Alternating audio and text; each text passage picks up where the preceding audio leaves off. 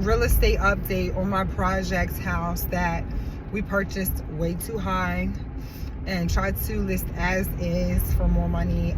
Also tries to rent for exactly what it cost per month and had no bites. So it has now been a year since we've owned this property, okay, and it is costing thousands of dollars per month just to maintain. During the winter, there was a pipe that was a refrigerant copper that went from the water tank to the outside sink. It busted because of being outside, even though it was wrapped, but there's no heat going to that area because it was in a carport, okay? It busted and it had the, I'm not sure what you call them, but it's wrapped like in insulation, so the water ran outside of the insulation, once in the house and one out of the house. So we fixed all that. Since we ended up doing that, we had to repaint anyway, so I said screw it, let's just paint the whole house. So a couple grand on paint, of course, and we painted the outside of the house because we had to replace the wood on the outside of the house, the plywood. So we had to rip out carpet. So since we ripped out carpet, we added a pantry, additional pantry, and converted, it was two offices that walked into each other. So you went one to the other and then into the kitchen, okay? So the big office is now the bedroom with a walk-in closet, which got split off, no access through access to the kitchen.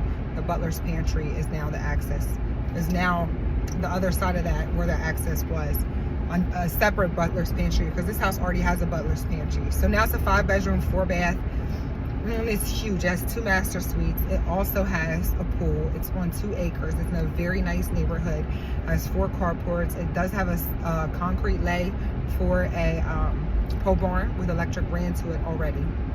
So this property we purchased for $350,000. It appraised as is for $463,000, but because it's so dated, because it's so large, and so much work you have to put into the property, it's not worth the $350,000 or $463,000. We have to put a lot of money into it, right? So we already spent so much time and effort into this property, and it's losing.